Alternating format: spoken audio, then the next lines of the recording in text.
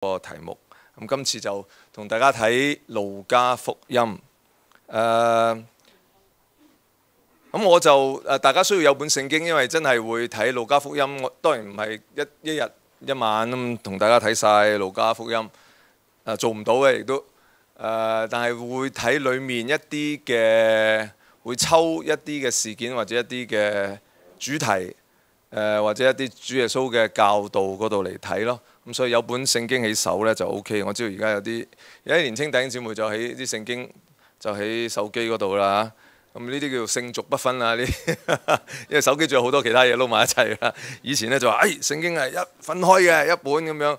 咁但係你知道香港又冇地方，屋企又冇地方擺，聖經又咁厚，即係你買多2個版本你都搞唔掂屋企真係。所以咧我哋係上帝俾我哋聰明智慧。雖然呢部手機呢真係乜嘢都有，但係擺多本聖經喺度，聖化部手機都係好嘅。我諗啊，即係你唔好倒翻轉嚟諗，係將本聖經俗化咗溝埋聖經溝埋嘅實嘅。你可以倒翻轉係有本聖經喺裡面啦，download 咗幾個版本咁聖化咗你部手機，所以你手機就唔好亂用啦。有啲成日用手機，有時係亂用。開始嘅時候先同大家睇路加福音第4章先，4章1節。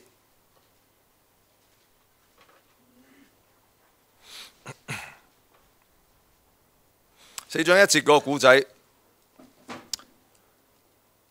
咁馬太福音又有呢個故仔，詳盡嘅就係馬太福音同埋路加福音呢兩度。咁1至15節，第4章喺路加福音裏面係好重要嘅一章嚟嘅。因為第4章之後呢，就耶穌嘅公開嘅服侍基本上叫做開始㗎啦。起碼喺路加福音個敘事裏面呢，耶穌嘅公開服侍就係4章16節，就係呢個試探之後就開始佢記載佢喺佢自己成長嘅地方，佢嘅屋企啊拿撒勒嘅會堂裏面所講嘅事情，跟住所做嘅嘢，同埋人哋嘅反應係點樣樣啊？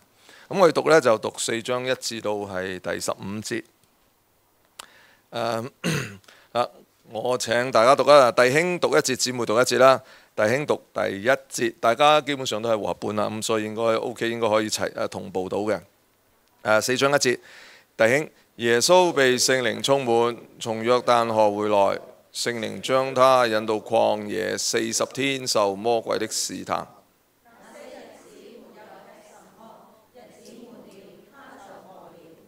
魔鬼對他說：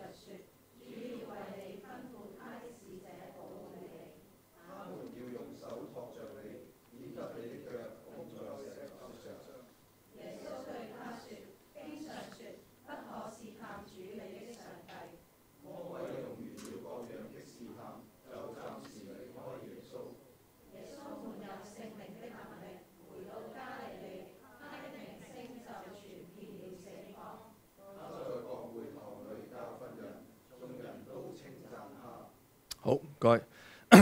嗱，呢度就其實呢個古仔大家都好熟嘅，但係開頭嘅時候，我同大家睇呢段嘅記載呢，其實有個重點喺度。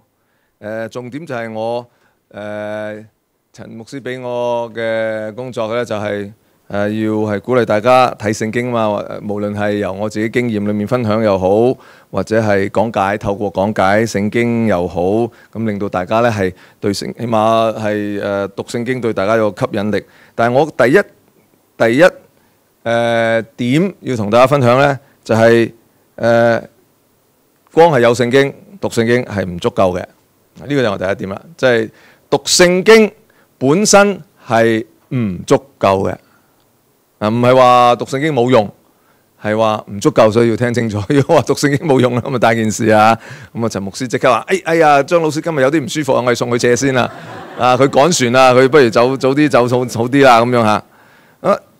讀聖經係唔足夠嘅，因為喺呢個古仔裏面明顯嘅俾佢睇見，乜水都讀聖經啊？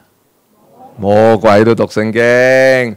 佢頭嗰兩個試探係試探主耶穌係得不着門路，即係俾耶穌見招拆招拆咗之後呢，見到耶穌拆招次次都引用聖經，所以佢第三招嘅時候呢，佢都用聖經，係咪？喺第10節嗰度，因為經上記着說，其實都冇經上呢兩個字嘅原文啊，因為記着說，佢哋記着說已經夠噶啦。主要為你吩咐佢嘅使者保護你。佢哋要用手托住你，免得你嘅腳碰喺石頭上面，即係指行路啊，無論係飛檐走壁又好，點樣都好。總之呢，上帝要保護你嚇。你出你入，好似係詩人係去聖殿敬拜，詩篇121篇。你出你入，耶和華都要保護你，從今時直到永遠。嗱，魔鬼都用聖經喎。就咁呢一件事呢，你讀經，如果我哋話讀經，哎呀，喺靈修默想嘅時候，默想呢個古仔，呢個古仔其實呢段記載好多嘢係好重要嘅，可以默想到。但係嚟到呢個位呢，起碼對我零零舍舍突出一個好重要嘅意念，就係話，讀聖經唔足夠啊，因為你讀，人哋夠讀咯，淨係你讀咩？淨係如果你淨係拿住本聖經讀滾瓜爛熟，都可能做個魔鬼嘅咋。因為魔鬼都係滾瓜爛熟，佢要用手到拿來，即刻就可以引用呢段經文。魔鬼引用呢段經文喺邊度出嚟㗎？知唔知啊？嗱，係詩篇邊度啊？所以佢熟過你咯，係咪？詩篇91篇。嗱，我哋翻開詩篇91篇咯，又要睇下詩篇91篇啦。咁我未查之前呢，都唔知呢段經文喺邊度出嚟㗎，都要查下先知。哦，原來91篇出嚟，所以我同大家一樣嘅咋。但係魔鬼咧就一下咧就即刻係話講就講啦嚇，好熟。11、12節係咪啊？咁當然就唔能夠淨係睇11、12節啦，因為以前嘅聖經有冇章節㗎？係冇嘅。聖經舊約又好，新約嘅章節仲更加遲添嚇。舊約嘅章節咧去到第10世紀、11世紀先至係出現嘅啫。咁所以呢，如果你讀中學見過啲係古文，直情係喺啲線裝書裏面啲古文，即係一行行字咁樣打動落嘅嗰啲線裝書，唔需要一定抄寫，就算係執字粒喺清朝嘅時候已經係執字粒執。你發覺係直落、直寫、直行、直過，係冇標點符號，冇中間句子之外冇隔位。肯定咧就冇第一段、第二段、第三段冇標記嘅。聖經係咁樣樣嘅。猶太人讀嘅聖經係咁樣樣嘅。早期新約都全部係咁樣樣嘅，冇章節、段落、標點符號，乜都冇嘅。因為佢哋讀嘅時候咧，一讀就成段嘢讀嘅。意思即係話，如果一個人可以引經據典嘅話，我哋而家就話，約翰福音3章16節係咩啊？上帝愛世人，甚至將佢獨生子賜給他們，叫一切相信佢嘅不至滅亡，反得永生。咁15節呢？17節呢？哇，又唔知喎，因為16節3章16節係跟金句嚟噶嘛，15係乜，17係乜啊？我哋背金句嘅啫嘛，金句前嗰啲係銀啊、鐵啊、銅啊嗰啲唔知啊。呢個係我哋嘅問題嚟嘅，因為有章節，我哋就 isolate 咗，就抽咗某個章節就去背就係，所以我哋熟章節就唔熟整體嘅。以前嘅人唔係咁樣樣嘅，以前一背係成段一齊背嘅。所以當一個人可以抽某節，我哋而家所講嘅某一節出嚟嘅話呢，我哋嘅恆常嘅假設就係話佢知道成段講乜嘢嘅，我哋唔知成段講咩。就算你知道4章10節呢一節係原來係詩篇91篇第10、第11節引用出嚟，我包你都唔知道詩篇91篇嘅1至9節或者13、14去到15、16添啊，都唔知佢講咩嘅。其實係我幾乎可以寫包單，你係唔會知道1至9或者係12至16講咩嘢嘅。但係魔鬼會知道嘅，主耶穌肯定知道。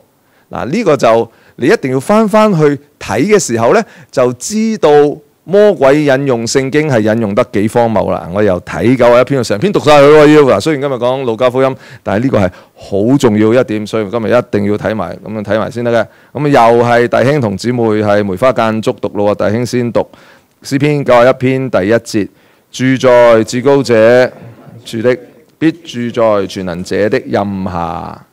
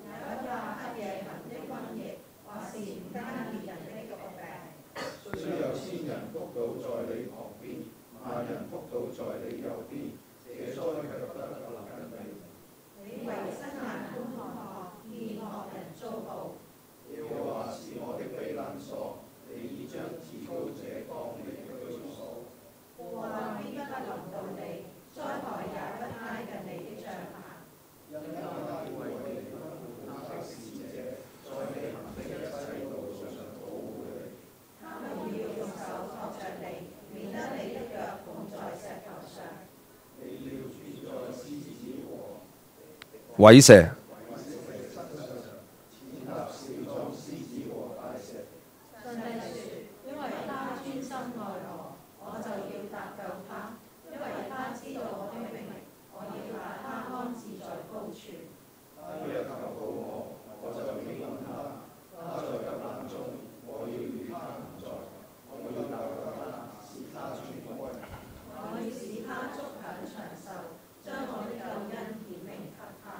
好唔該晒。我諗個字係讀虺啊，我之前成日讀蛇咁啊，將個字讀就得噶啦嚇。有個蟲喺度，仲唔係毒蛇咩？咁我都唔肯定係咪虺，應該係虺蛇。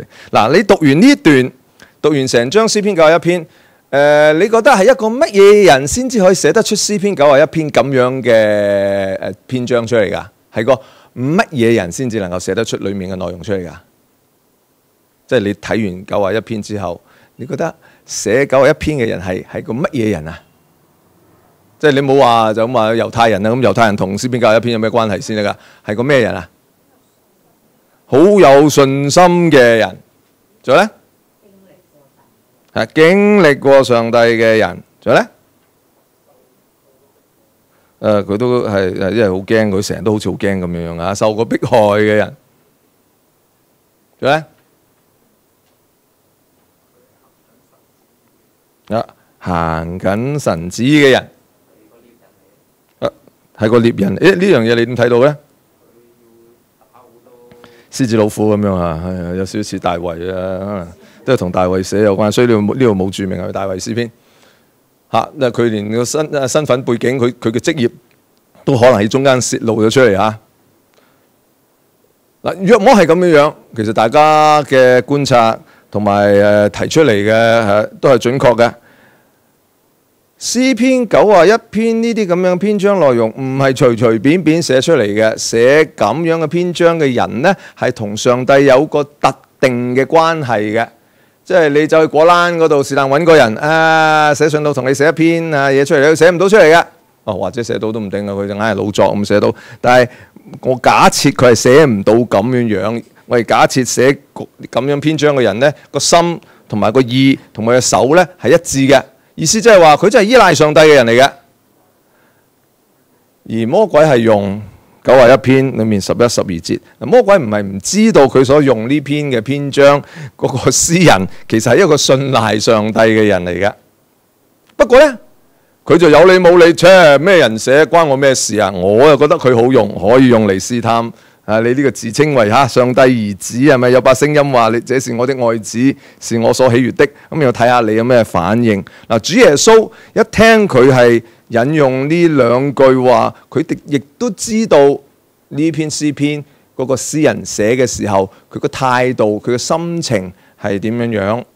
佢知道嗰個係忠於上帝嘅人，係我呢度所講啊，已經將至高者做你嘅居所，耶和華係我避難所嘅原因，就係因為我本來就住喺上帝裏面，即係成條命都係交咗俾上帝，日日都住喺上帝裏面。佢知道係邊個人寫嘅，其實係，所以大家都引用聖經，而正正咧，耶穌個反應就啱啦。不可試探，佢用咗申命記啦嚇，不可試探主你嘅上帝。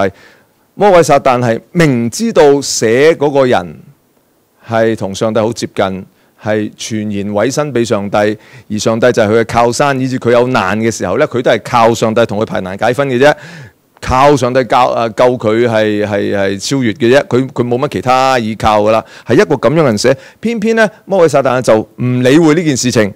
就攞呢樣嘢就話啦，睇下嗰度有應許啊，嗰個人咧都其實事實係上帝91篇咧係有兩個聲音嘅上帝咧有時係以第三身，有時係第一身咁樣啊。嗱，上帝係會托住嗰個人噶，就唔理會聖經作者嘅態度就引用聖經。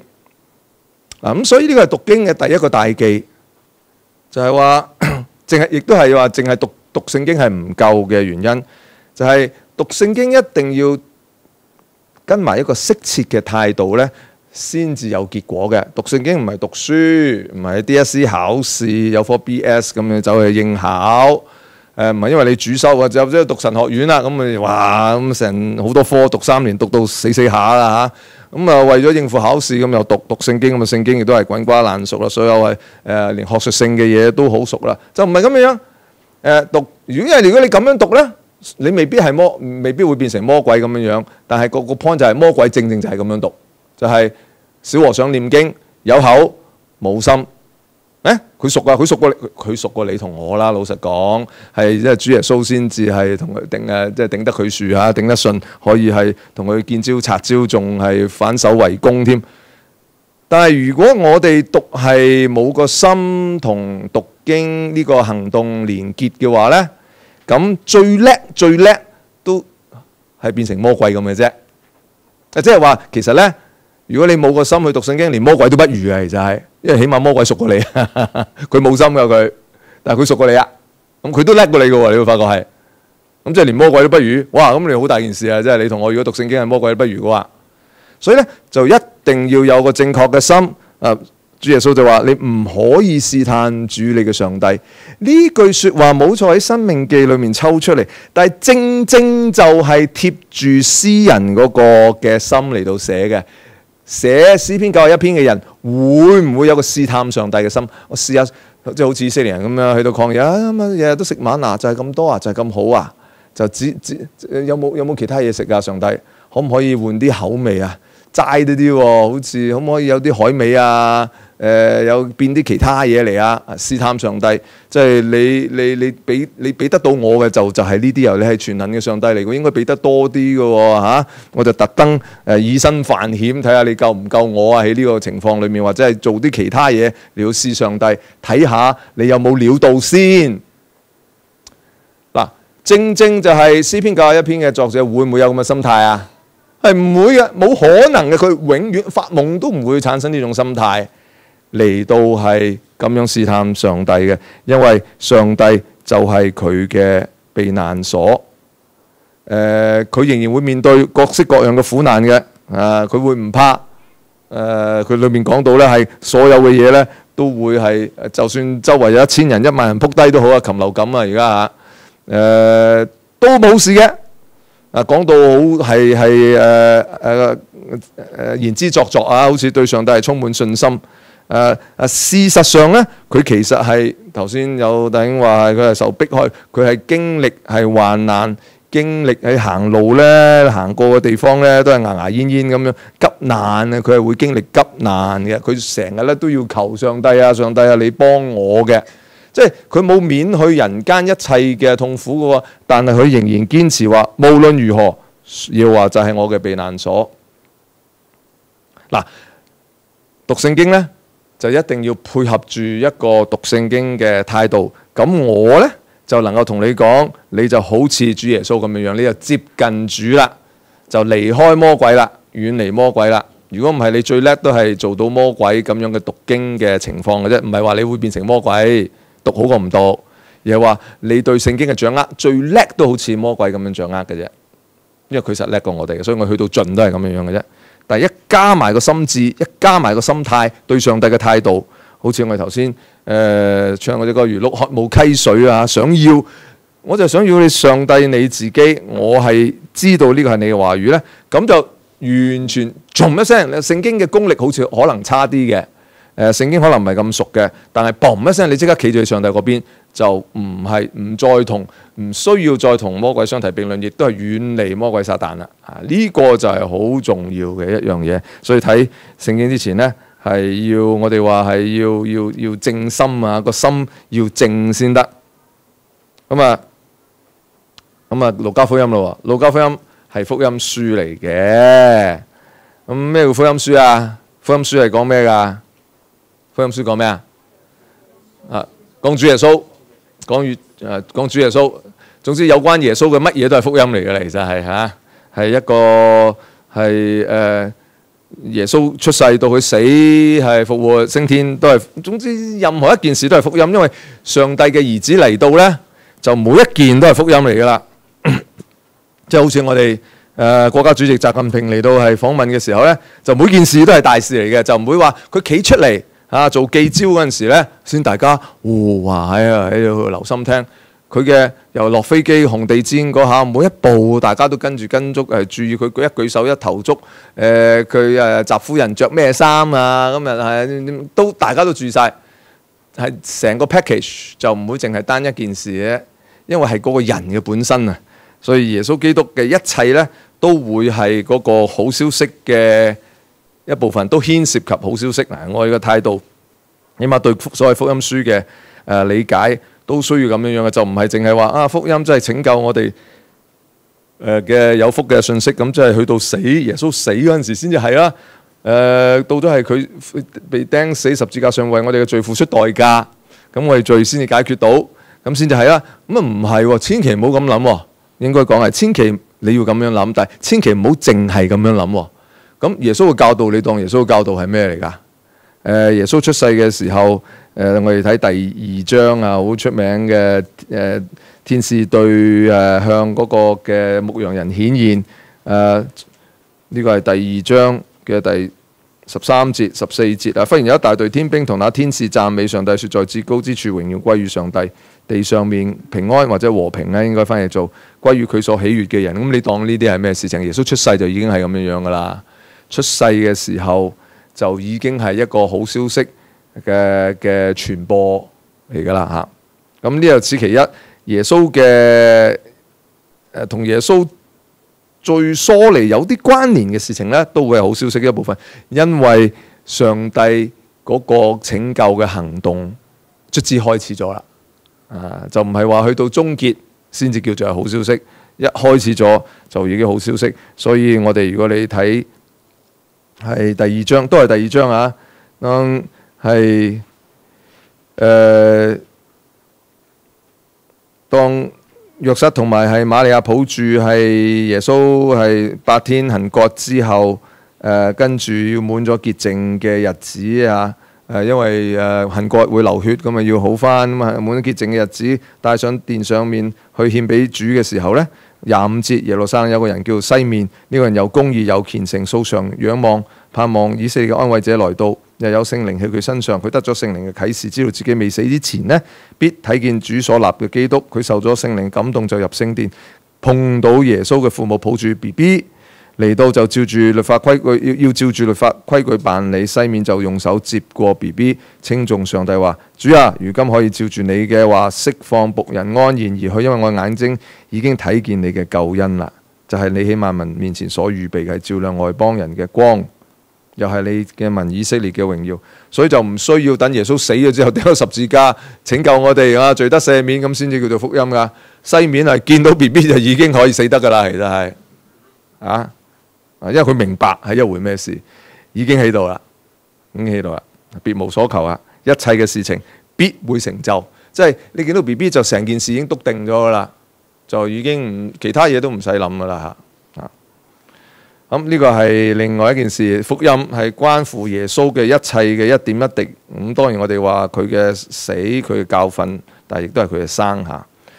咁第三點呢，就係我哋讀路加福音都係要注意嘅，就係路加福音嗰時同《使徒行傳》相提並論嘅，因為雖然冇寫明係邊個，就算《使徒行傳》都冇寫明啦。我路加執筆寫乜乜乜咁，但係睇路加福音同《使徒行傳》第一章咧，大家認為係應該係同一個人寫嘅。又講到提阿非羅大人咯，講到之前我所寫嗰卷書咁，即係《使徒行傳》裏面咧就話提我之前所寫嘅，咁即係路加福音啦，即係寫俾提阿非羅大人噶嘛。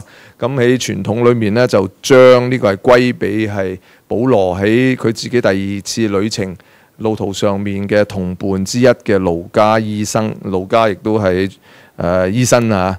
佢當時候醫生嘅唔係而家醫生啦，唔係而家咁嘅醫生。咁所以我哋都接受係路加。咁由於個福音書經常同使徒行傳係往往係被視為係福音書嘅延續。第二集上集就係福音，下集就係使徒行傳。咁但係使徒行傳咧就一日到黑我哋都話係講聖靈嘅，喺使徒行傳又有人會話係呢個聖靈行傳啊。咁問題就嚟啦。咁如果第二集係聖靈行傳，咁第一集係咩行傳啊？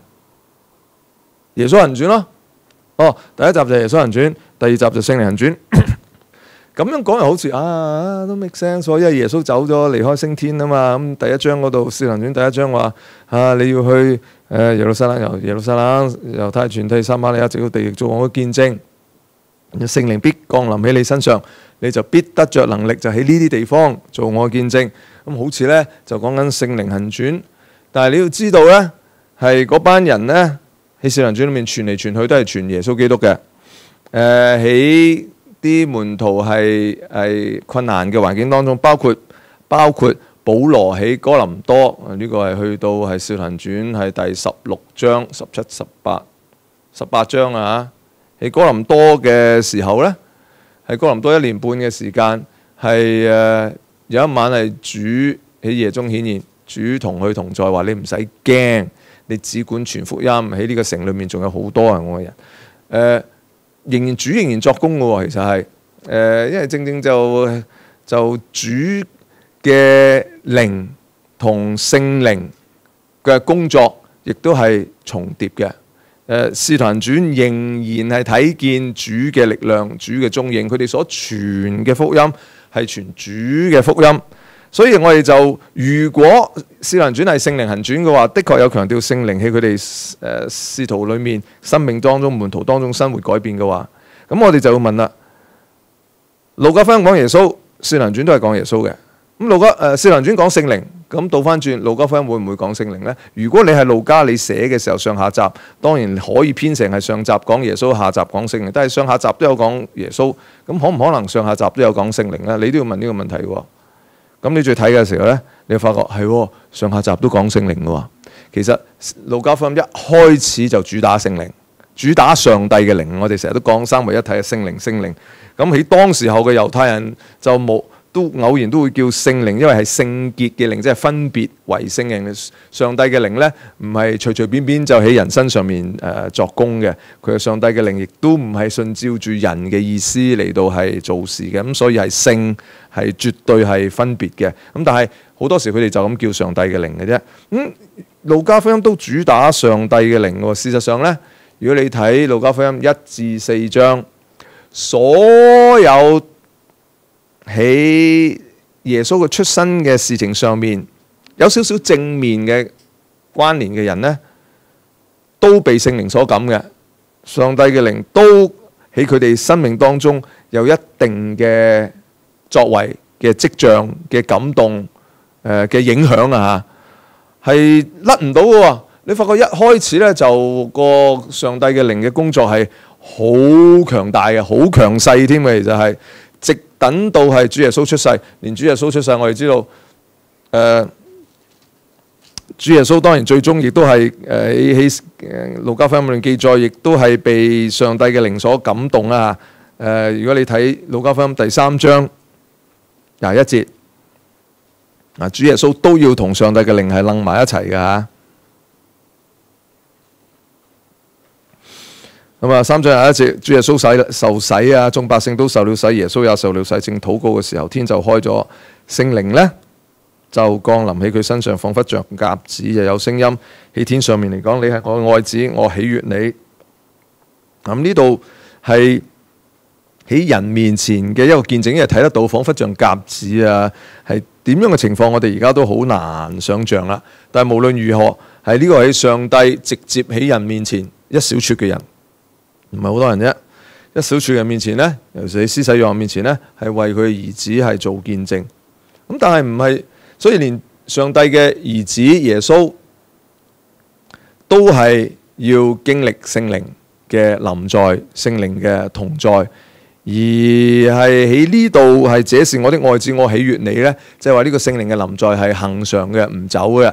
耶穌嘅能力啊，本來就係由上帝嘅靈嗰度嚟嘅，所以如果你睇4章1節嗰度話，耶穌被聖靈充滿，就由約旦河回來，聖靈就將佢引到曠野40晝夜受魔鬼嘅試探。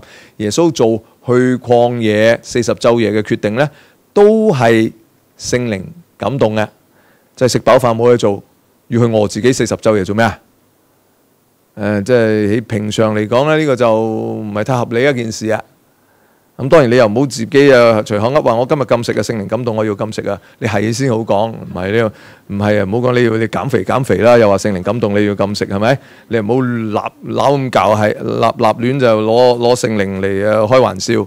但係呢度你俾我睇見係耶穌同上帝嘅靈係直接連埋一齊嘅。即係呢啲嘢咧就係好密切嘅關係咧，先至可以驅使到一個人咁樣做埋晒啲係唔太合常理嘅事情。40晝夜去曠野嗰度唔飲食。如果你去過以色列，你個曠野咧，即係曠野真係曠野啊，寸草不生啊，冇噶。你過咗耶路撒冷向東行上咗山之後，落耶利哥之前嗰個曠野真係曠野嚟噶。因為我11月去完以色列翻嚟，第一次去真係經歷。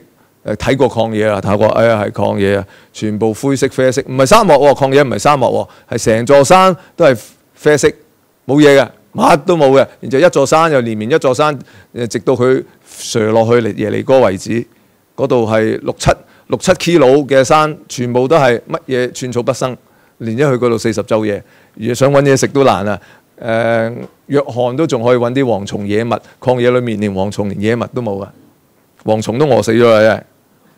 冇得食嗱，但係其他人呢？我同大家睇下其他人好緊要嘅撒迦利亞有啲重要呢，其實都唔係話重要人物啊。總之係同耶穌出身稍為有正面關係嘅人物，希律梗係冇正面關係啦，所以希律就唔會有上帝嘅靈感動佢㗎。但係有正面關係人物，撒迦利亞施洗約翰嘅老豆係被聖靈所充滿嘅。施洗約翰自己本身亦都係被聖靈所充滿。當天使係向撒迦利亞，即係施洗約翰嘅老豆宣告話：你同你太太會生仔啊，老來生子啊。喺1章第15節嗰度，天使就同佢講話：佢喺主面前將要為大，濃酒清酒都唔飲，從冇福佢就要被聖靈充滿啦。施洗約翰都係恆常被聖靈充滿嘅。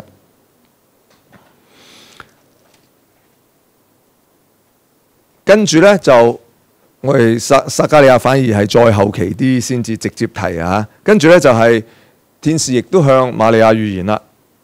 因為瑪利亞預言佢要懷孕生子，未婚懷孕生子啊嘛。咁35節1章35節，當天使咁講之後，34節瑪利亞對天使講：我都未出嫁，點能夠有咁嘅事呢？咁呢個合理啊？呢個問題係咪？好得人驚嘅話，佢會俾人浸豬籠喎，即係如果中國嘅環境裏面啊，本來係如果你睇馬太福音咧，約瑟佢未婚夫想暗暗嘅休咗佢，即係唔想大鑼大鼓咁樣整死佢，即係俾人用石頭揼死㗎，真係咁啊，想暗嘅休咗佢算啦，俾翻啲面佢啊，暗休咗佢算啦。咁好慘啊！即係喺呢句子裏面1章34節，路加已經記載得係好輕鬆。我都未出嫁，點可能啊？咁樣好似好輕鬆，好似乜事都冇咁樣嘅嚇。你要答得。其實你要知道呢句話嘅背後所牽連嘅後果係極其嚴重嘅。其實係呢個係變咗係不言之言啦。咁35節，天使回答說：聖靈要臨到你嘅身上，至高者嘅能力你要蔭庇你，所以你生嘅聖者必稱為上帝兒子。嗱咁。我哋都知道係瑪利亞係聖靈感孕懷胎，上帝嘅靈係感動瑪利亞，改變佢嘅生理，係讓佢係能夠馱住係上帝嘅兒子主耶穌基督嚇。咁去到係1章嘅41節，咁啊瑪利亞知道咗呢件事之後呢，就亦都聽見天使提，原來佢個親戚係都懷胎已經有6個月，佢就去探佢啦，要交換意見啊！年紀咁大，點解會有咁陀到 BB 嘅咧？咁去交換喺上帝面前一啲嘅經驗啦。咁41節，1章41節，伊麗莎白一聽見瑪利亞問安所懷個胎在腹裏面跳動，伊麗莎白而且被聖靈充滿。之前冇提過媽咪被聖靈充滿嘅，即係撒迦利亞同伊麗莎白陀咗施洗約翰，好似係好自然嘅事情。其實兩個已經過咗，尤其是女嘅過生育生育年歲，即係我哋嘅講法就話收咗經㗎啦。其實係即係生唔到仔嘅。咁但係都生咗，咁但係喺呢度呢，就講到伊麗莎白且被聖靈充滿，係講出即係佢認得出講得出一啲嘢呢，係普通人呢睇唔出嚟嘅，就係認得出瑪利亞係蒙福嘅女兒。普通人係講唔到嘅，未婚媽媽懷孕生子，我恭喜你啊！你有 BB 咁樣啊！今日都唔會講啦，大佬係咪？即係今日都叫做所謂開放啦，所謂咋嚇？今日都唔能夠恭喜人啦，恭喜有 BB 啊！咁人哋未嫁啊嘛，始終都係有啲問題㗎嘛。雖然咧，我哋啲演藝界嗰啲嘅即係搞到咧，好似呢啲嘢好容易被接受咁樣樣，但係我哋平常民間都覺得呢個係不可取，係唔能夠接受㗎嘛。嗱咁，所以聖靈充滿咧，就讓佢有個另類嘅眼光啦。知道呢件事呢，唔係一件普通事情嚟嘅，喺度稱讚稱頌係瑪利亞所懷嘅胎同埋瑪利亞，而係瑪利亞跟住佢嘅回應呢，46節瑪利亞話：我心尊主為大，我靈以上帝我嘅救主為樂。呢段叫做係 Magnificat 尊主頌啊！如果你聽韓德爾嘅 Messiah 呢，就有幾個頌。包括後來嘅撒迦利亞頌，呢度嘅尊子頌，後來嘅西面頌，都係韓德爾嘅名曲裡面嘅內容之一。咁 Magnificat 尤其是出名啊嚇。咁到咗撒迦利亞幾時提到佢直接提佢被聖靈充滿啊？到咗約翰出世之後，67節1章67節。本來咧，撒迦利亞就話：喺度騎騎笑啊，邊可能啊？老婆都生唔到啦，你個生咁啊？個天使就唔係太欣賞佢咁嘅態度。既然係咁啊，等你啞咗唔出聲，唔出得聲啊，直等到佢個仔出世嘅時候要改名嘅時候先開翻佢把聲。開翻佢把聲之後呢，1章67節，佢嘅父親撒迦利亞被聖靈充滿，就説預言。所以撒迦利亞又被聖靈充滿。咁去到第2章，我哋頭先睇過噶啦，西面2章25節嗰度，老人家西面等待上帝嘅安慰者嚟到嘅，又有聖靈喺佢身上。2章25節，亦都得到聖靈嘅啟示。然之後27節，某日咧佢都受咗聖靈嘅感動。上帝嘅靈喺一個敬虔嘅人係會讓佢做一啲，有時可能係平時佢都會去聖殿嘅啦。咁但係平時都可能會見到日日都有啲 BB 要走過嚟係奉獻嘅啦。咁但係讓佢能夠有眼光 pick out 到邊個先至係。然之後當然我哋就喺頭先我哋讀嘅第3章尾。所以如果你話《使徒行傳》係聖靈行傳嘅話咧，其實係成本路加福音都係一開頭。如果我哋話路加福音開宗明義咧，路加福音都係講聖靈嘅。咁佢開宗明義咧，你話後面少講咯。第4章之後去到第4章嗱，第4章仲有㗎，4章1節我同大家提啦嚇。耶穌被聖靈充滿，然之後聖靈將佢引入曠野啦。4章13節，魔鬼用完各樣嘅試探就暫時離開耶穌。記住個 keyword 係暫時啊。耶穌去到十字架上面呢，都魔鬼仲係試探佢下面嘅兵丁，透過下面兵丁把口。如果你係上帝兒子，你落嚟啊！繼續試探啊。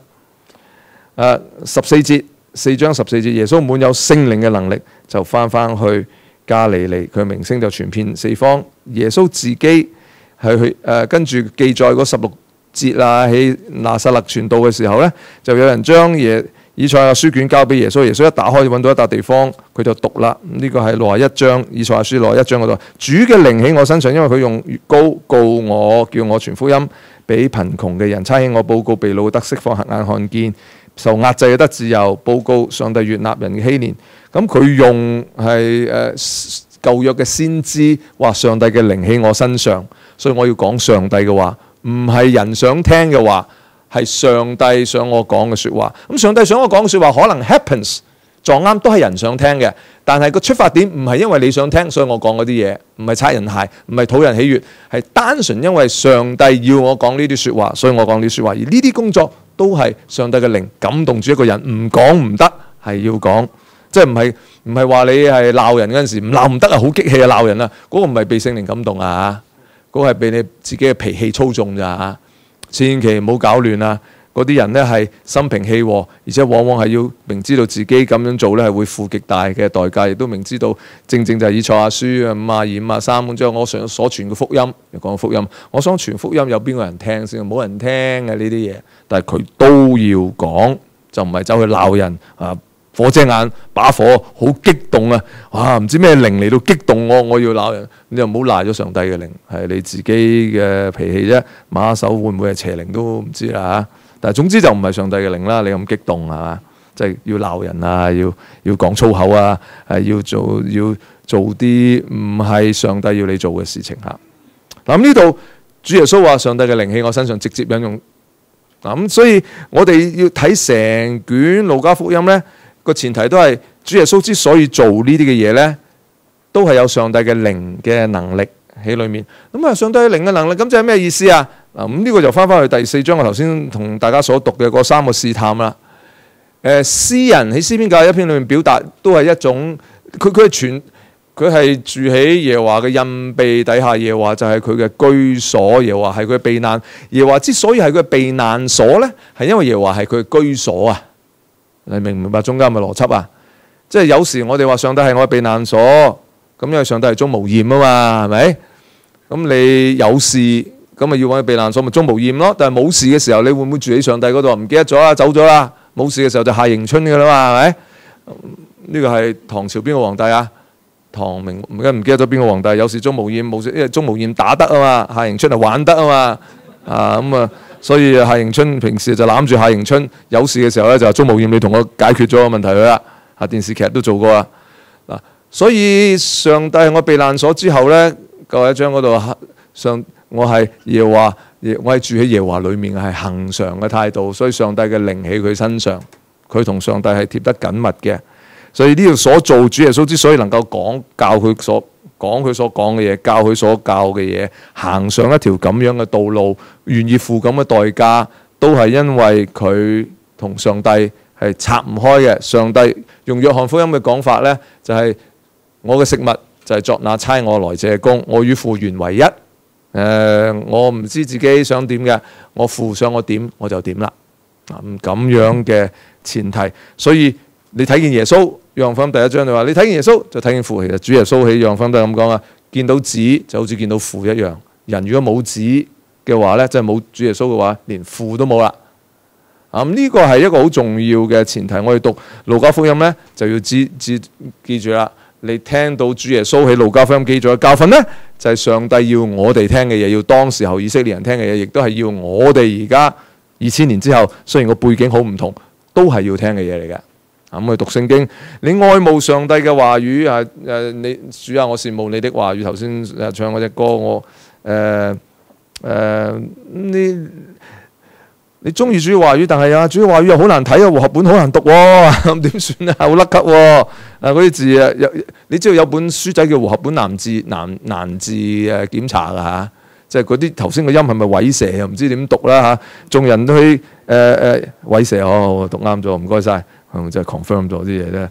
跟住其實仲有一個字我都唔肯定噶，就係、是、路加福音第4章25節之前個睇圖被乜嘢出醒啊？被呢個29節嗰度就起來嚇背，又唔好又讀背字，嗰字又唔識讀噶，好多難字啊，係啊。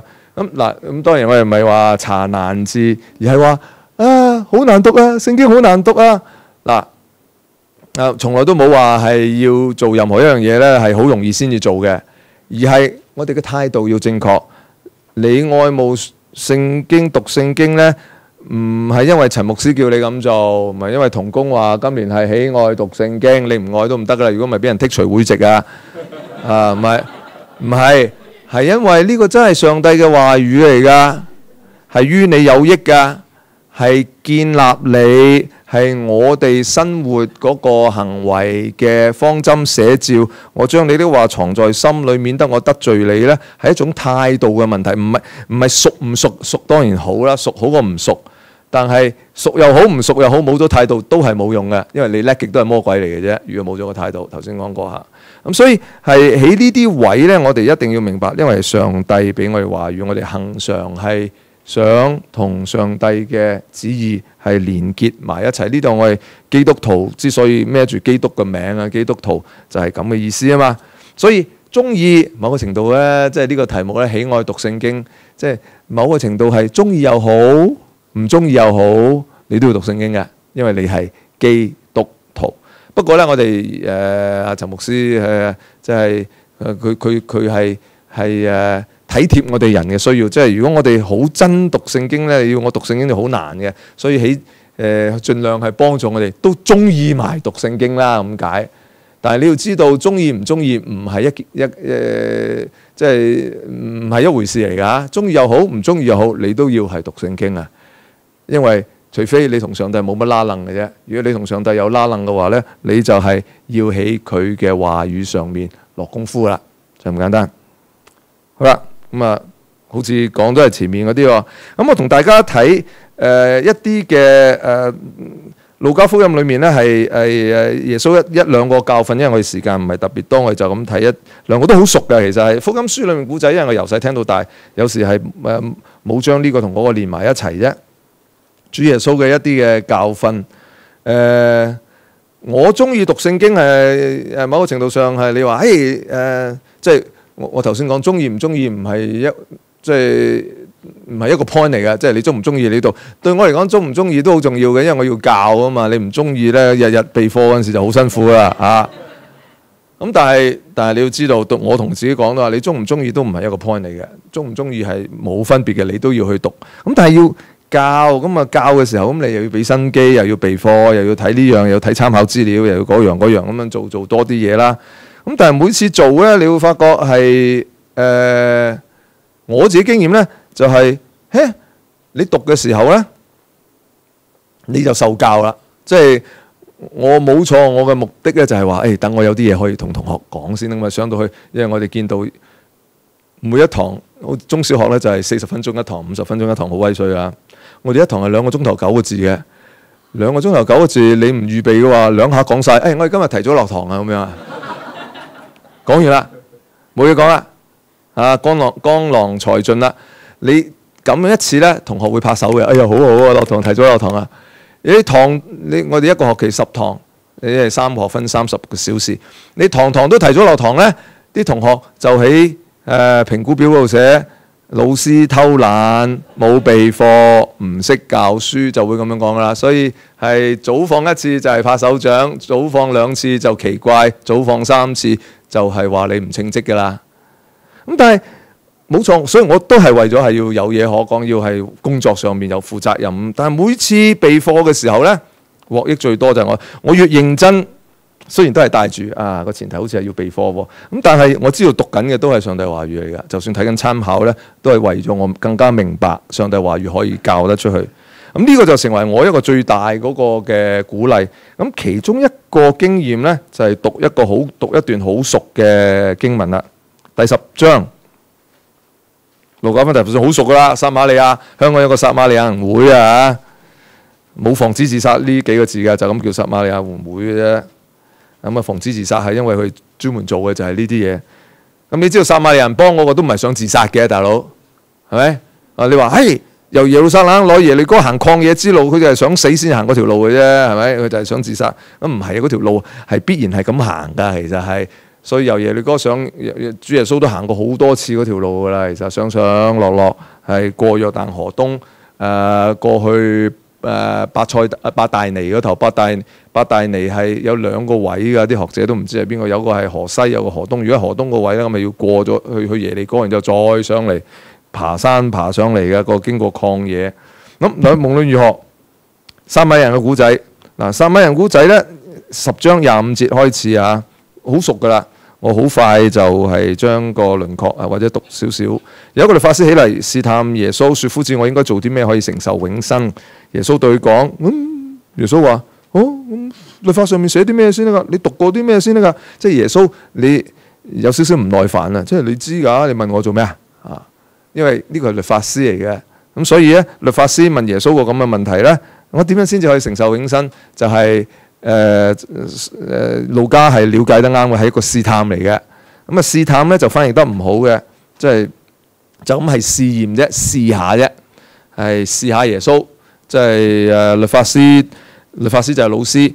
咁啊，你要想讀聖經好得意啊！之前我讀嘅時候就已經有即係已經明白到一點，就係或者知道一點，其實大家都知嘅。耶穌出街咧就好少可一個出街嘅，即係我頭先嚟咧就一個人嘅啫。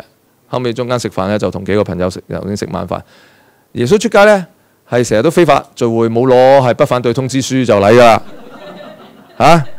即係因為耶穌出街起碼有3個啦，親信啦，好多時候經常就有12個人跟住佢啦。挽下手咧就有70個跟住佢啦。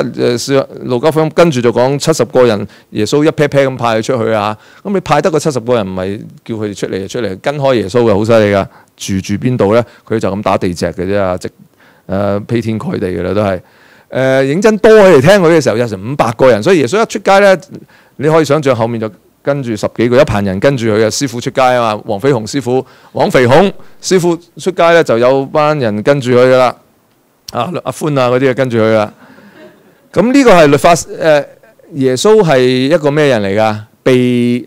我話耶穌係上帝兒子，我哋懂啊？被視為一個咩人啊？係耶穌係拉比嚟嘅，其實係，但係拉比係咩人嚟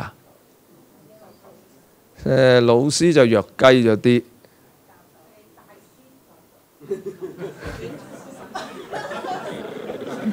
咁太過摩登啦啲形容。你咪睇翻聖經咯，第10章25節咯，咩嚟㗎？律法師嚟㗎，佢係一個即係一個 lawyer 嚟㗎。不過唔同嘅地方就係耶穌係冇名門正娶嗰隻，即係冇證人嘅。佢唔係受過正式訓練，喺乜乜大拉比加馬列門下訓練出嚟。佢唔係喺耶路撒冷上過堂。佢10幾歲已經係不屑同嗰啲人要跟佢學嘢，同人辯論㗎。12歲去聖殿嘅時候，所以耶穌係俾人睇唔起嘅。我哋而家就會話耶穌係自學嘅，但係啲人就唔知道佢自學係同邊個自學啦，同上面嗰個自學啦，係咪？直接係上帝嘅靈氣，佢係一出世就係以成就上帝嘅旨意為佢嘅目的，所以上帝嘅話語係由舊約唔係由舊約到新約，由舊約成卷上帝嘅旨意，佢都滾瓜爛熟知道上帝嘅旨意係乜嘢嘢喺佢身上。所以佢係一個自學。我哋而家講自學咧就俾人睇唔起嘅，即係我哋去會考，以前就去會考 DSE。咁呢個咧就係1、2、3、4、5、6 Form 5咁樣去會考，或者係Form 6咁去 DSE。咁呢個咧就係自修生嚟嘅。通常自修生去考咧就報名唔係經過學校咁，就稍為係個格數係低咗1、2格啊，冇人睇。耶穌就係咁樣。點解無情情個律法師要去試佢先咧？就係睇唔起佢人。我哋律法師，佢又係律法師，咩新斯羅白皮啊？問你一個簡單問題，你都搞唔掂啦咁樣，所以就走嚟試佢。尤其是見到後面咧，我就收徒弟，你又收徒弟，你咩新斯羅白皮啊又啊？所以耶穌經常會係遭人白眼喺佢自己嘅地方咧，係成日面對呢啲嘢嘅。咁呢個係常態嚟㗎，啲人，因為同門啊嘛，同行就如唔係同門啦，同行就如敵國啊，所以因為搶羊仔，耶穌會搶人哋嘅門徒啊，跟聽下，咦呢個有權柄啲喎，法利賽人都冇啲咁嘅權柄喎，咁就跟咗佢㗎啦，啊連施洗約翰嗰啲佢都會搶埋㗎，其實係，聽耶穌中意聽啊嘛，唔係中意聽啊，而係總之就唔同佢講埋一啲嘢，同埋佢所做嘅嘢，咁就跟咗佢㗎啦嚇，咁所以唔順眼。我哋而家話粗俗啲就話唔順超，又是你問下你咁啊點樣先可以承受永生啊？咁呢個白痴問題嚟嘅，呢個細路仔都識答㗎啦。所以我哋視呢個為咩啊？虛招，呢個唔係問題嘅問題嚟嘅，虛招嚟嘅。第一個問題係虛招嚟嘅，因為所以耶穌都費事答佢啊。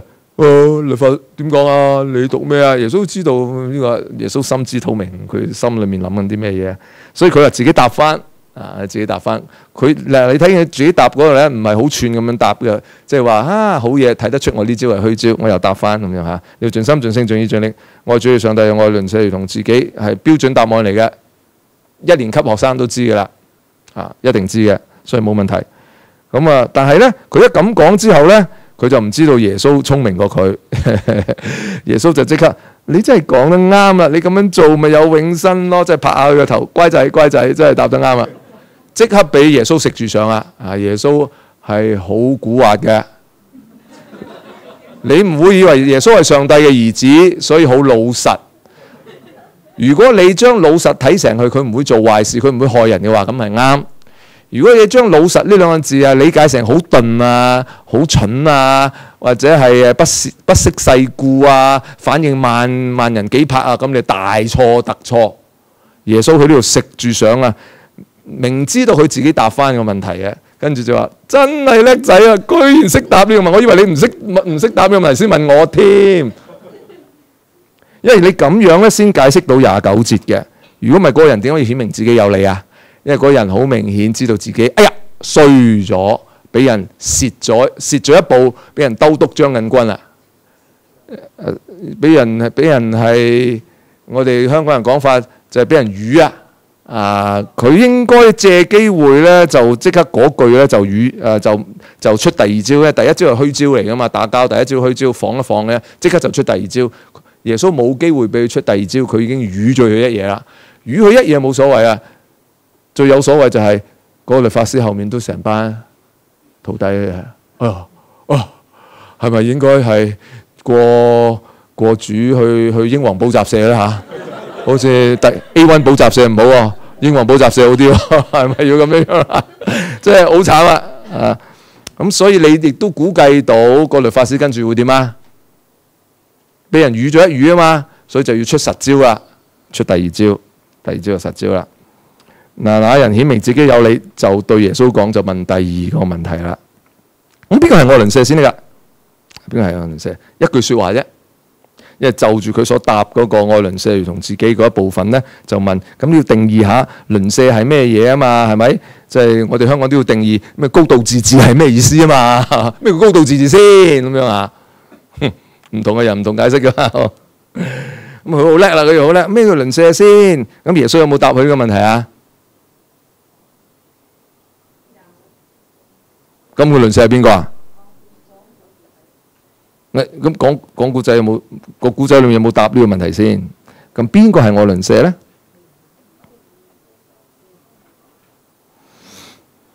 某個程度上有嘅，因為你睇佢係36節，佢都有提鄰舍嘅。佢話你諗呢3個人裏面邊一個係落喺強盜手中嘅鄰舍？所以某個程度上，佢呢個古仔都係要 illustrate 乜嘢叫做一個鄰舍。咁但係問題就係要愛鄰舍如同自己喎，即係鄰舍係個對象嚟嘅喎，係咪？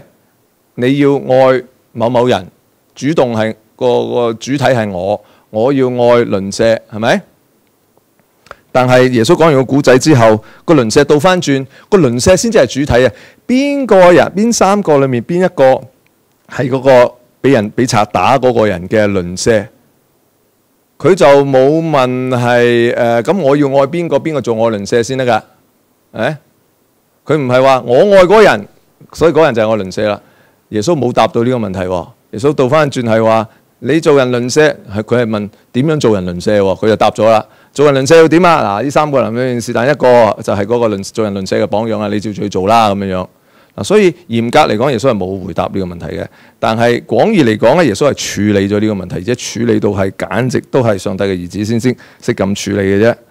咁咁呢個都係某程度上係起翻個場合裏面解經啫。但對我嘅 impact 喺邊度，係邊一年係我對呢段經文嘅睇法有所改變呢？就係沙士嗰年，2003年，中間有啲都出咗世嘅，冇11歲嗰啲都出咗世㗎啦。就係03年嘅沙士。咁03年沙士咧，就令我係睇見係呢個古仔，因為我成日都疑問，咁耶穌點解唔直接答佢？點解要咁樣答佢啫？咁即係咁咩一回事啫？啊，咁到底有答定係冇答咧？咁其實咧，我應該堅持嘅答案就係耶穌從來都冇按照個律法師所問嘅問題。咁邊個係我鄰舍？因為話又要愛鄰舍如同自己啊嘛，所以個問題就係邊個係我鄰舍，以至我可以愛佢如同自己啊嘛，係咪？即係我 identify 咗嗰個係我鄰舍，咁我先至可以愛佢如同自己啊嘛。咁佢係照住佢所講嘅最大嘅誡命嚟到問呢個問題，邊個係我鄰舍？我都唔知邊個係我鄰舍，我點去愛人先得㗎？耶穌係完全冇答到呢個問題嘅，係一啲都冇嘅。啊，點解唔答呢個問題咧？耶穌唔直接答呢個問題咧？原來呢個問題係唔答得嘅。第二招真係實招嚟嘅，第二招係高招到一個地步咧。其實個律法師都唔知自己出咗一招咁高嘅招啊！其實係佢以為佢將個招係灑低咗，其實係可能佢都知咁高嘅招，所以明知耶穌答唔到啊，所以去問呢個問題。你知道邊個係我鄰舍呢個問題係冇得問㗎，或者冇得問意思係話唔可以答㗎。你明唔明白呢個問題係唔可以答㗎？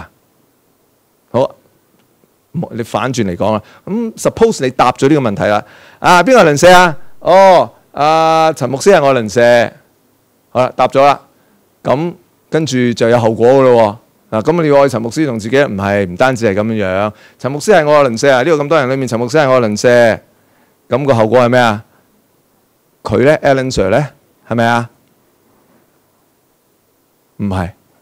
你一話某人係鄰舍咧，就自然就有，你有一批人係你嘅鄰舍咧，就自然就有另外一批人咧，就唔係你嘅鄰舍啦。咁啊大件事啦！你話咁全世界都係我鄰舍咪得咯？咁但係呢個廢話，你同我都知道呢個係廢話嚟嘅。其實係你點愛全世界嘅人？你未見過嘅人，你三唔識七，甚至係抗日戰爭嘅時候，你要愛日本軍如同愛自己咁樣啊？係廢話嚟嘅。你冇得愛全世界人如同自己嘅，記住冇得咁樣做。你咁樣嘅答案係廢到唔廢嘅，因為你做唔到出嚟嘅係，你點樣都做唔到出嚟嘅係。咁做唔到出嚟嘅講嚟做咩？所以呢個問題係冇得答嘅。你一話四海之內皆兄弟也，下一句就咩啊？四海之外皆盲兒也，鬼咯！中國人最叻噶啦，我哋係人，佢哋咧就係鬼啦。所以外面嘅全部都係鬼佬嚟嘅，全部都係。我哋係人，佢哋梗係鬼啦，全部二分噶。你知道所有嘅人，所有嘅民族都對世界上面所有人係二分噶，格健冷。跟住嗰班咧就唔係格健冷嚟噶，就打交咧就打得噶啦。其實係呢個就係世界歷史、人類歷史嘅悲劇咯。因為人永遠都話呢班係自己友嚟嘅，咁嗰班就唔係啦。所以呢個問題冇得答嘅，你點答都死嘅。因為你話全世界都係，我話你呃人講大話，你做唔到出嚟嘅。按照住呢條誡命咁樣去做，做唔到嘅。咁啊呢班人係咯，咁啊另外一班人咪衰咗咯，係咪？咁所以點你都衰嘅，其實係。所以耶穌都冇答呢個問題。耶穌冇答，起碼冇就住呢條誡命嚟到答呢個問題。耶穌倒翻轉就話 ：，well， 某個程度上可能係答呢條問題以先呢。咁你答某個人係我嘅係我嘅鄰舍以先呢，你先要問：咁你願意做邊個人嘅鄰舍啊？你識唔識做人鄰舍先？你唔好問邊個係你嘅鄰舍。你先要問，咁你識唔識做人鄰舍先？你都唔識做人鄰舍，你問邊個係我嘅鄰舍，咪嘥氣。你首先要學識做人鄰舍先。所以佢就講咗呢個古仔，然之後問：咁嗰三個邊個似係嗰個有需要嘅人嘅鄰舍啊？嗰個撒瑪利亞人，咁咪照住去做咯。咁你學識咗做人鄰舍啦，咁慢慢先至嚟到係揣摩到底邊個係你嘅鄰舍咯。咁但係問題就係你要知道，你一學識咗做人鄰舍，你已經開始愛緊人啦，已經係，你已經係愛緊人嘅啦，其實係，就唔係回答緊呢個問題，其實係去愛緊人嘅啦，其實。係，所以呢條精彩。咁你話點解沙士同沙士有咩關係咧？就係有一次睇電視，嗰個真係讓我靈機一觸，係明白咗上帝主耶穌呢個古仔啊。雖然好耐之前啊，我哋有啲有記憶嘅，即係其他嗰啲冇記憶唔知啊。沙士爆發嘅時候，其中一段時間就係瀝源村爆發，唔知瀝源村啊，沙田嘅瀝源村爆發。咁瀝源村嗰度咧就係嗰陣時要隔離噶嘛，但係瀝源村嗰個咧就係在戶隔離，就冇將佢走的成家的咗醫院隔離，咁就喺屋企嗰度屋村嗰度隔離。咁咧有記者，哇！記者全副軍裝咁樣走去訪問佢，懟個咪，個咪都包住咗咁樣噶，好似係啊。咁啊懟個咪落個鐵閘後面啊，有咩經驗啊？點啊？有咩感受啊？而家你被隔離，咁啊戶主咧就係被隔離戶主咧就好有感受咁樣講，係感受良多，感受深刻啊！嗰 exactly 嘅字我唔記得咗啦。咁佢就講咗兩個古仔喎，啲古仔都係聽嚟就聽嗰啲古仔。兩個古仔佢話嚇。即係被隔離之後咧，我就認識咗好多嘢啦。佢話第一咧就係佢同一層嘅嗰啲隔離鄰舍，鄰舍啊，隔離鄰舍，哇就走嚟啦！有日朝頭早咧唔知做咩走嚟咁好死喎，倒漂白水啊嘛，喺佢門口倒漂白水啊，同佢真係咁好啊！你出去買唔到漂白水，我同你買漂白水倒，梗係唔係咁嘅意思啦。佢門口倒漂白水係咩意思啊？閘住呢啲菌唔好出嚟，我寧願自己出漂白水啊！閘住呢啲菌，等啲菌唔好出嚟嘅意思啊嘛。咁佢話，但係咧有一次咧，就下低嗰層嘅鄰舍，下低嗰層唔係同一層添喎。平時係上落 lift 見到嘅，突然間有一日咧就敲門咁樣，做咩咧？我同佢買咗餸俾你。佢話對方就話：哎呀，知你出唔到街買餸啊，唔知點算啊，所以我就買啲餸俾你。兩個好唔同嘅反應。一個咧就好似好好人咁，我同你消下毒啦，咁其實係為自己嘅啫，你啲菌千祈唔好出嚟啊！你留翻喺裏面好啦。另外一個咧就唔怕，本來喺樓下根本就唔相干添啦，都唔見到面，眼不見為淨啊！特登走上嚟同佢買餸，遞埋入去俾佢。咁其實咧，大家都喺度畫緊條界線嘅。條界線本來隔離鄰舍，即係你住嘅屋企啊，通常你條線畫喺邊度噶？話喺你自己屋企門口啫嘛，屋企外面嘅事你鬼理咩？係咪？所以啲樓梯間嗰啲雜物都堆到咁嘅，都唔多理嘅。不過而家要理啊！你自己話到自己屋企啫嘛，即係消毒都消毒自己屋企嘅嘛。你消毒去到人哋嗰度咧，即係將你自己嘅界線擴闊啦。呢度唔安全啊，淨係燒到嚟我屋企已經太遲啦，所以我要將個界線擴闊到對方嘅屋企。不過咧，嗰個唔係包容嘅界線嚟嘅，嗰個係咩啊？排擠嘅界線嚟嘅。防護罩，嘭一聲去到人哋屋企嘅。但係另外一個咧就係話，都係講緊係界線喎。通常咧就顧自己嘅雪櫃嘅啫，係咪？每家人都係顧自己嘅雪櫃，我理得隔離個雪櫃點先得㗎，係咪？但係佢咧又會唔係愛屋及烏，佢顧埋人哋嘅雪櫃，又將佢界線咧包含嗰個咧就係一個 inclusion 包含嘅界線啦，將人哋扯入嚟你自己嘅防護罩裡面啦。我知道你需要買餸，我同你買埋餸，就照顧埋佢哋扯佢。一個咧就係拒人於千里，個罩位咧全部都去到嗰個位嘅，其實去到人哋屋企個位嘅。一個咧就拱出去嘅，你唔好入嚟嚇，千祈唔好過呢度先啦。一個咧就你入嚟，因為如果你唔入嚟咧，我知道你飲食都艱難嘅。其實個祭司、利未人、撒瑪利亞人做緊嘅就係唔同嘅界線劃線問題。祭司利未人都係，大佬千祈唔好鬥，呢頭過嚟就嗰頭走，見到就千祈唔好鬥，有實事要做嚇。係個撒瑪利亞人咧就包埋佢，包容佢，畫條線咧，佢大可以不理嘅嚇。耶穌講古仔講得好過分嘅，但係有時啲古仔就係要過分啊嘛，係咪？33節，如果你睇10章33節，唯有一個撒瑪利亞人行路去到嗰度，見到佢就動咗慈心。嗱，啲古仔咧有啲位咧，你要知道動了慈心。動了慈心喺路加福音出現過兩三次嘅。喺另外一次好出名嘅動了慈心，又係耶穌講嘅一個古仔嚟㗎。後面啲嘢啫，浪子嘅比喻係邊個動咗慈心啊？嗰次個老豆動咗慈心，見到個仔翻嚟動咗慈心。咁其實動了慈心，基本上邊個好多時候係邊個動了慈心噶？其實係指上帝動了慈心，本來係費鬼事睬你，動了慈心就睬翻我哋啦，聽我哋嘅哀求啦，聽我哋嘅呼喊啦。所以動了慈心係一個好重要，我哋硬啊，我哋嘅心硬啊。有此人每次動了慈心都係似上帝，你記住，每次動慈心你就係似上帝，可能會蝕底嘅，但係動了慈心，總之就係似上帝。嗱，動咗慈心，上前就用油，嗱睇住34節禮咯嚇。你睇下撒瑪利人做咗幾多件嘢啊？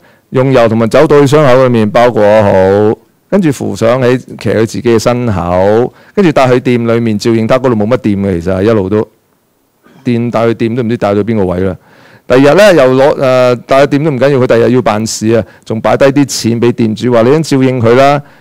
跟住咧仲有額外費用咧，我一定會翻嚟。店主話：你會翻嚟咩？我送你算你先錯先傻啊！擺多啲。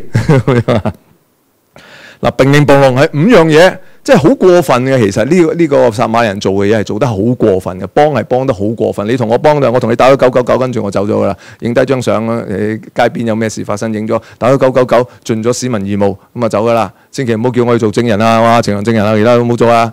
咁呢個係做得好過分嘅，其實係呢樣嘢。特登過分嘅，特登過分。然之後即係等你個答案係唔會錯啊！呢3個人裏面係邊個係嗰個人嘅鄰舍先？你唔會，如果佢咁都答錯嘅話咧，咁你冇得救啊！真係係咪？唔關我事啊！嗱，我就係喺沙士見到啲人喺度，我覺得哇！呢啲人劃線，嗰個人講嘅2個鄰舍咁樣對佢哋咁截然，一個就好感動，一個都明白。即係唔會話，我唔會話嗰個倒漂白水人冷血嘅，我唔會啊！即係我明白嘅，其實真係明白嘅。其實怕嗰陣時真係個個都怕嘅，真係怕嘢啊！你都會怕，到時候係咪？如果你隔離有個家庭要隔離啊，你怕唔怕？你即刻搬咗去你家姐啊咁啊姨媽姑姐嗰度住咗先啊，係會怕嘅。其實即係嗰個我明白，但係嗰個咧就讓我好感動。呢個就係啊！佢哋2個做嘅嘢好明白。耶穌有冇鬧法利賽人同祭司啊？冇啊，一句都冇鬧過。佢只不過佢唔係，佢話呢2個就唔能夠算係個被打傷人嘅鄰舍而已啊，好輕描淡寫㗎，冇鬧過啊。以色列人唔會鬧祭司同埋利未人㗎，以色列人會話祭司利未人你做得啱。哇，大佬你要同我獻祭嘅，摸一摸，如果萬一死咗摸條死屍，你去到7日要隔離，係要潔淨，做唔到獻祭嘅嘢，我仲得了嘅？我靠你食飯嘅喎，獻祭嘅喎。所以以色列人會認為祭司同埋利未人所做嘅事情係啱嘅。嗱，記住啊，你唔好平時讀錯咗，話佢哋2個衰仔衰人啊，見死不救。佢哋按照住佢哋嘅要做功夫，佢哋嘅身份，佢要服侍嘅群體，佢哋做啱咗嘅。其實係冇人會鬧，冇以色列人會鬧佢哋2個嘅係。但係只有主係讚個撒瑪利亞人。其實係個個都應該讚個撒瑪利亞人。所以佢問邊個係落喺強盜手中嘅鄰舍？咁咧？就係憐憫佢嗰個，即係動了慈心嗰個。咁主耶穌就話：咁你照住去做咯。咁所以讀聖經咧，就係唔係話你哇一讀啊掂啊，哇所有研究你做聖經科老師啊咪好熟啦咁樣。唔係喎，好多時候係現實裡面一件事就啟蒙我係喎。即係佢令到你重新諗撒瑪利亞人做啲咩，然之後咧，跟住就令到我全盤由25節開始都重新再諗發生緊咩事啦嚇。律法師同埋耶穌嘅瓜葛呢個到底發生緊咩事咧？咁令我諗埋前頭嗰部分添，即係邊個與邊個出第一招虛招啊，就令我諗埋，然之後就明白啦。咁咧明白咧，跟住就你照著去行吧。咁跟住咧就上帝嘅話語咧就要嘗試改變我哋嘅行為啦，就唔係停止喺頭腦認知嗰度啦。記住啊，頭腦認知永遠冇魔鬼咁熟噶，即係你叻極咧都係魔鬼嘅啫。如果你態度唔喺度嘅話，呢個就係讀聖經。其實仲有其他地方，不過今日冇時間同大家。但係我嘅工作嘅責任就係話，讓我哋睇見係上帝嘅話語係上帝嘅話語嚟噶。我哋係要讀上帝嘅話語，而且係要係個心係靜咗心，然之後猶太人有時咧就會係佢哋處理啲經卷之前咧，尤其是啲會堂拉比處理經卷之前咧，佢就要洗手嘅，即係手潔心清啊嘛嚇，手潔心清。咁我哋又唔需要洗手嘅。因為洗手都係代表住一個更加深層次嘅嘢，就係你內心裡面嘅嘢啫。如果我哋內心裡面係要渴慕、羨慕，係明白自己其實係真係上帝嘅兒女嚟嘅。唔淨係話要聽老豆話語，即係老豆好惡，老豆話要我今日點我聽咯，而係話我哋今日喺世界上面行事為人呢，冇咗上帝嘅話語呢，係極其困難嘅。我哋就會做好多嘅事情呢，係冇咗個舵，冇咗個方向，就好多嘢呢都同世界上面嗰啲爭唔得幾多噶啦。咁嘅時候呢，又或者就算係世界上面做嘅嘢都係好嘅，但係背後嘅原因都會唔同噶嘛。即係同樣做同一件好事，你同我做嘅原因都可以唔同，而個原因係上帝所賦予嘅。我都要明白點解要咁樣做呢件好事嘅背後係咩嘢呢？就係有啲人做好事就係因為想攞嘉獎。佢仍然係做好事喎，我唔會因為佢係想係飛黃騰達，東華三院咁樣嚇，捐20萬，我唔會因為佢想沽名釣譽，我就話，呢個人沽名釣譽，大佬你又捐下20萬出嚟睇下，沽名釣譽係咪？人哋俾20萬，你話人哋沽名釣譽，你搞錯啊？有冇嚇？你俾20萬唔沽名釣譽，我就話你可以講呢句説話啦。你未俾到20萬之前，你就唔好話人哋俾20萬沽名釣譽啦，係咪？所以呢啲嘢我唔理佢做咗出嚟都係好嘅，其實係，但係問題就係我哋個心仍然，我哋背後嘅原因仍然會唔一樣嘅。呢個係我哋要讀聖經嘅原因，即係大家都做善事行善，但係可以原因都係好唔一樣嘅，因為我係按照住主耶穌上帝藉住主俾我嘅教導嚟到行事，嚟到為人嗱，往往係會失敗，往往做唔到喎，好難啊，點啊，有時係因為了解錯誤，所以做唔到；有時咧，因為了解正確，但係咧，即係自己個人嘅利益牽涉太過深厚啦，所以都做唔到。有時根本就係任性，所以做唔到。無論如何係會咁，但係起碼我希望大家都明白嚇，即係上帝嘅話語唔係兒戲嘅。上帝嘅話語，當詩人喺詩篇119篇講係我腳前嘅燈，路上嘅光嘅時候，少年人用咩潔淨佢嘅行為啊？係要遵行你嘅一切所講嘅説話，唔係兒戲嘅。係你話呢本嘢裡面就包含晒咁多個重要嘅嘢啦。其實喺裡面咧就包含唔晒添嘅，因為你知道上帝嘅靈感動主耶穌去曠野，舊約裡面冇叫主耶穌去曠野㗎。即係舊約佢耶穌所讀嘅熟習嘅舊約嘅話語冇叫佢曠野㗎，都係即時上帝嘅靈感動佢去曠野㗎。咁所以上帝對我哋嘅啟迪，上帝對我哋嘅光照，上帝對我哋教導，可以喺聖經，肯定聖經之外仲有嘅。咁但係問題就係仍然有本聖經喺度啊！我哋唔能夠話下下都要上帝俾我額外啟迪，上帝我要上帝嘅感動，我要上帝嘅指示我要上帝俾我啲聲音俾我，然之後咧呢個已經喺度嗰啲咧就完全唔理，咁咪算咩先得㗎？咁啊本末倒置喎，咁係你發覺咧，你真係認真對待上帝嘅話語咧，上帝嘅靈咧係會有其他喺生命上面嘅啟迪俾你，因為連明白上帝話語、應用上帝話語都需要上帝嘅靈嘅啟迪嘅。咁所以今日就同大家咁樣分享。我知道大家一陣仲有分組嘅時間，所以唔攞大家太多時間啦，我就將係時間交翻俾係 Alan Sir 唔該。